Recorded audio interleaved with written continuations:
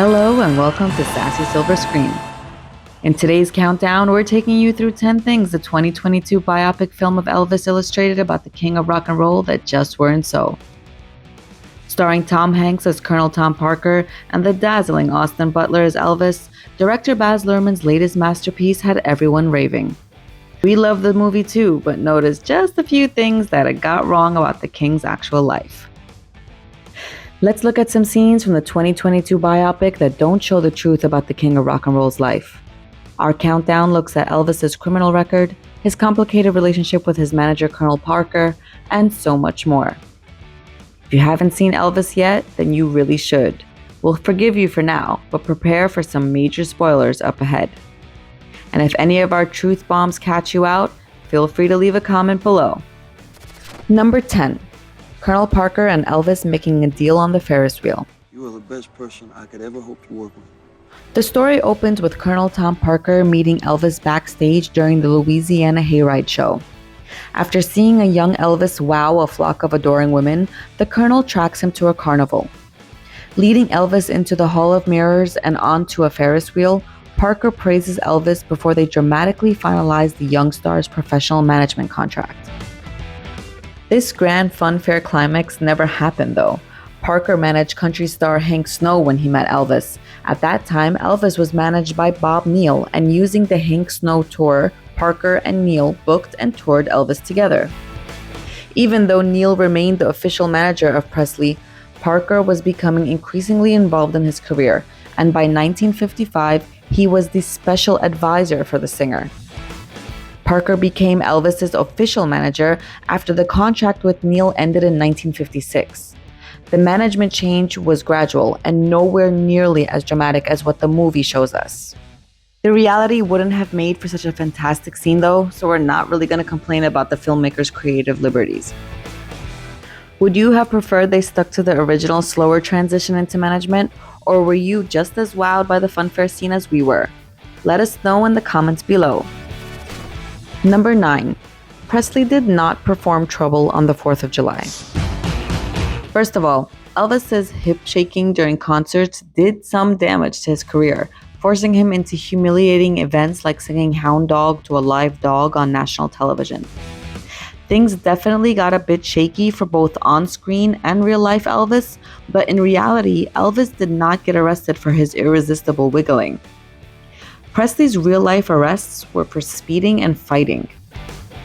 Second of all, the on-screen Rustwood Park performance, for which he ends up in cuffs, doesn't even have the right set list. His real 4th of July performance included pre-release versions of Hound Dog and Heartbreak Hotel, and the audience went wild, even if some sat disapprovingly at home. He didn't sing Trouble at that show because he didn't even know that song yet. It was written for his 1958 movie, King Creole.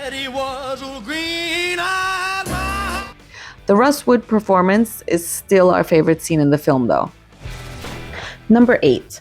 Elvis Presley did not have to choose between the army and prison. In the film, when Elvis is almost imprisoned for his onstage antics, his manager Colonel Parker enlists him in the military in an attempt to clean up his public image. This is not exactly true. Elvis was never in any danger of going to jail for his onstage performances. I mean, it's true that his style of music and unique dance moves upset some powerful people, but the truth is that Elvis just happened to receive his draft notice from the army, which was an actual requirement for every able-bodied male at that time. It just so happens Elvis was filming his movie King Creole, so he was allowed to postpone his draft until filming wrapped, and then he was sworn in as an Army private in Memphis on March 24, 1958. It worked out pretty well because Elvis returned from the Army as an all-American boy, which set him up for a long career in mainstream music and film. Some say his enlistment forever changed his style and demeanor, so it was an odd dramatic point to leave out. Number 7. The scene with Elvis and Priscilla in Germany. In the film, Elvis's early days with future wife Priscilla in Germany while he was serving in the army don't quite add up. The lovebirds are shown spending time together, and in the background we hear Casey Musgrave's version of Can't Help Falling in Love before the couple share a sweet, sweet kiss. The duo couldn't have possibly heard that song because Musgrave wasn't even born yet. The original Can't Help Falling in Love was written for Elvis Presley's movie Blue Hawaii, which was filmed in 1961, 2 years after this scene is supposed to have taken place.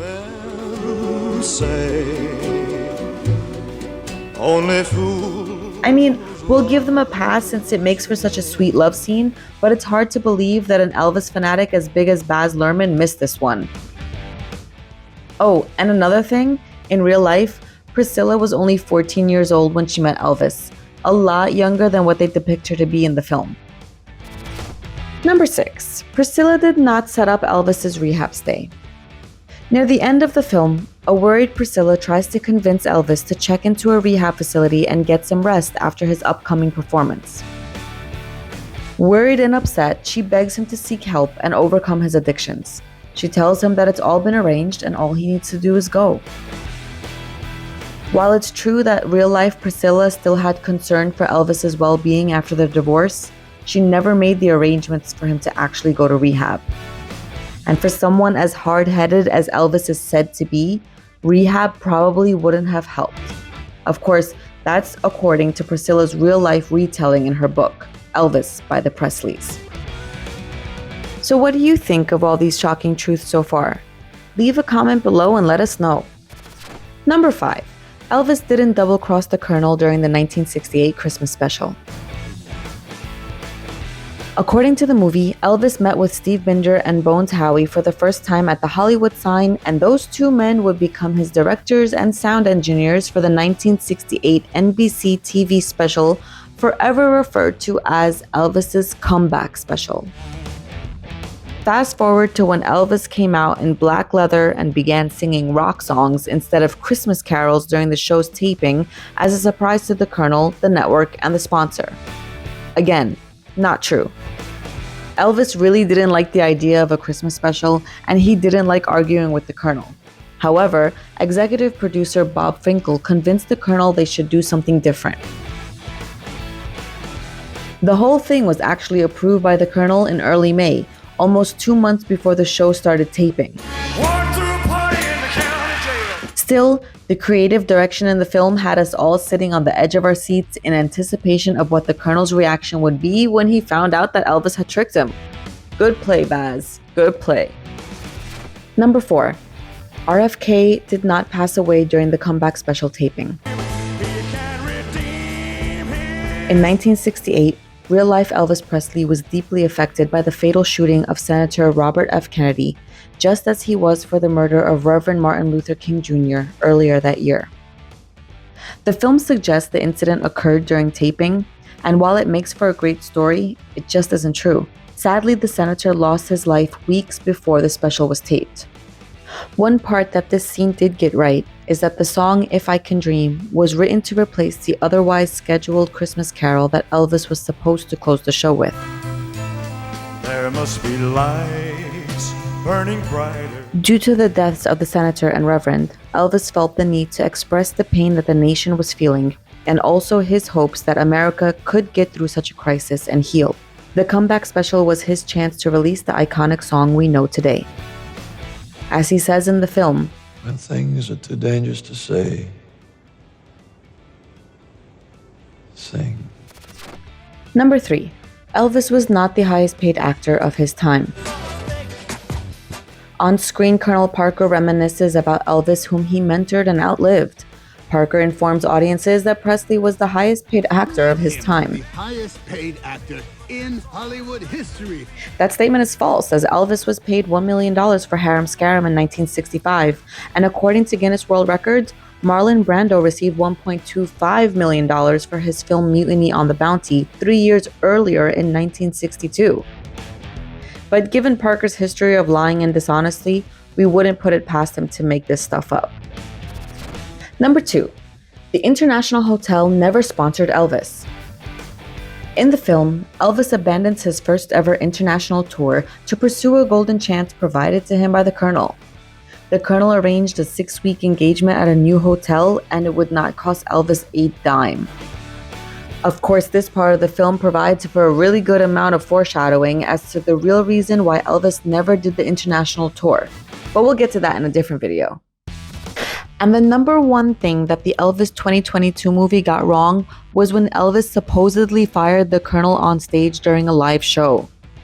In a rage fit for a king, pun intended, Elvis announced very loudly that he knew the Colonel had been lying to him all this time.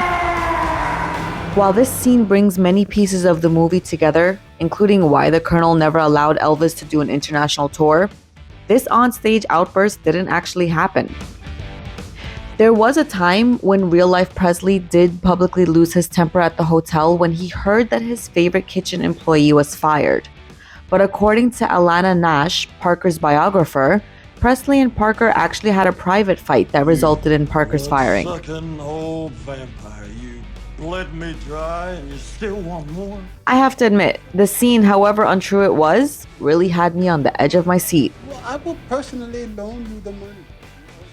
Are there any films made about other influential people that you'd like to know the truth about?